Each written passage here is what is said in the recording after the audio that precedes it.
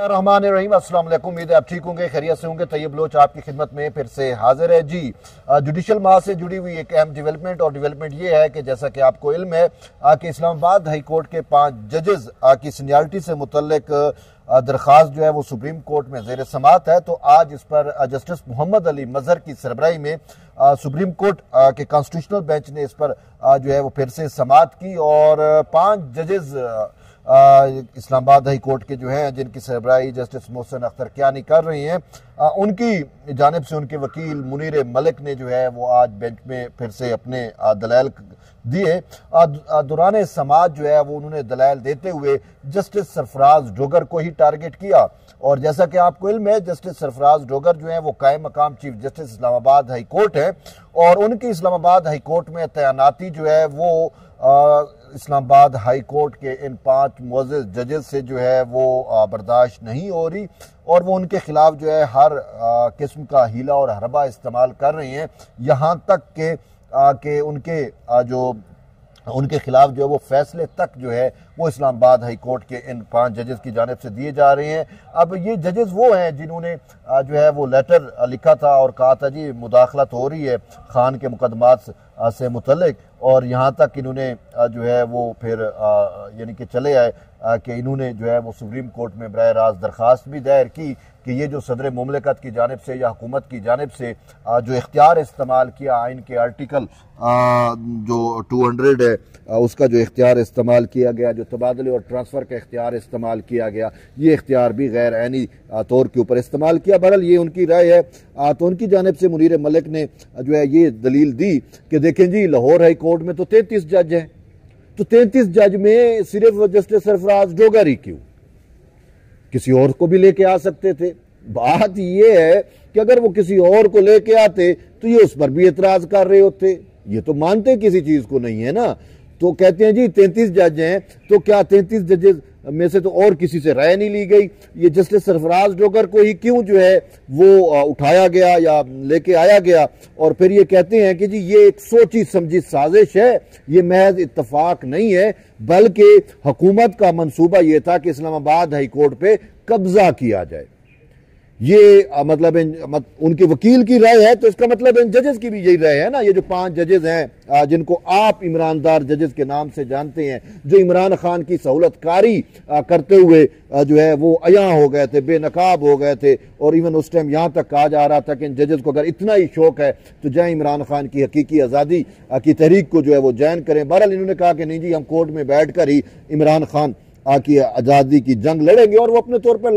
लड़ते रहे हैं और अभी तक लड़ रहे हैं। देखिए इनका गठजोड़ जो है वो बड़ा आसान है, बड़ा सादा है कि खुद इमरान खान भी जो है वो इनको बचाने के लिए मैदान में आए हुए हैं। जहां पे इन 5 जजेस ने सुप्रीम कोर्ट से रुजू किया, वहां इनके जो है मुहातमा इमरान खान ने भी जो है इसी मामले पे सुप्रीम कोर्ट से रुजू किया और कहा है कि इन जजेस को सजा ये दे जा रही है कि ये मेरे मुकदमात सुन रहे थे और मुझे इंसाफ दे रहे थे। ये अब आप खुद इस मामले को अनर्थ कर सकते हैं। तो बहरहाल वो कहते हैं जी इस्लामाबाद हाई कोर्ट पे हुकूमत ने कब्जा किया है, ये उनकी राय है, हमें उनकी राय का एहतराम है। लेकिन हकीकत क्या है? हकीकत अगर आप मुझसे पूछे तो मैं तो इसको यूं समझता हूं कि हुकूमत ने, इंतजामिया ने इस्लामाबाद हाई कोर्ट पर ईमानदार जजेस का जो कब्जा था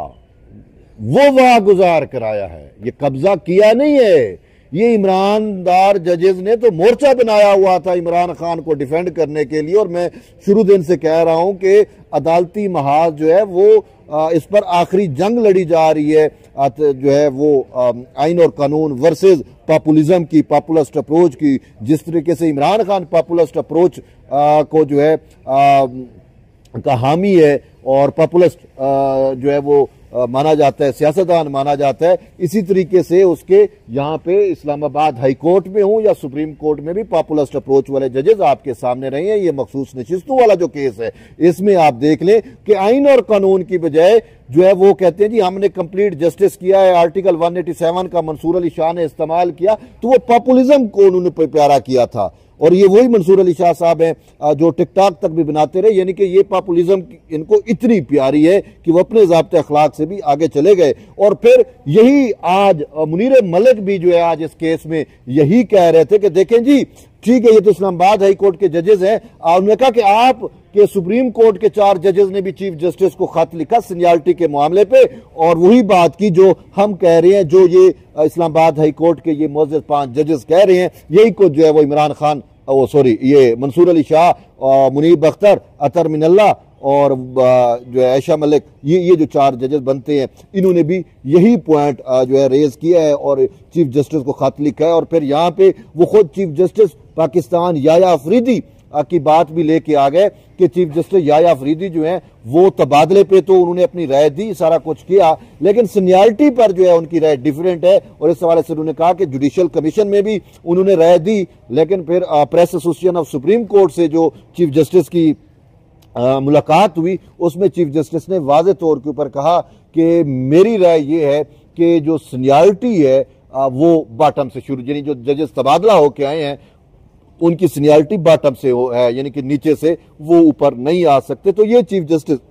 की राय है और शायद गालबन यही राय उन्होंने जुडिशियल कमीशन के इजलास में भी दी हो। वो जुडिशियल कमीशन के इजलास में जो उनकी राय है वो हम तक तो ऐसा उस तरीके से नहीं पहुंची, लेकिन अटार्नी जनरल ने उनकी राय से इख्तलाफ किया था और अटार्नी जनरल की दीगर या मुख्तलिफ राय थी। तो इस पर अब बेंच के सरबराह जस्टिस मोहम्मद अली मजहर ने मुनीर मलिक को मुखातिब करके कहा कि आप जिस चीफ जस्टिस की राय का जो है हवाला दे रहे हैं, क्या ये बेंच उनकी राय को मानने का पाबंद है?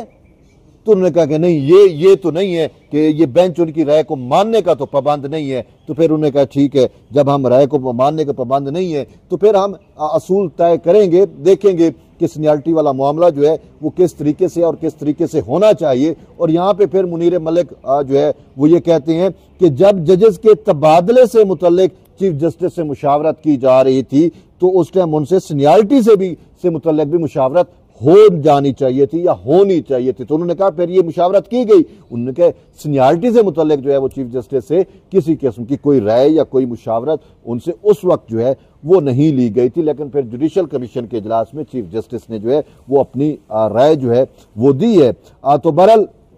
ये चीज जो है अब सीनियरिटी वाला मामला जो है वो बड़ा अहम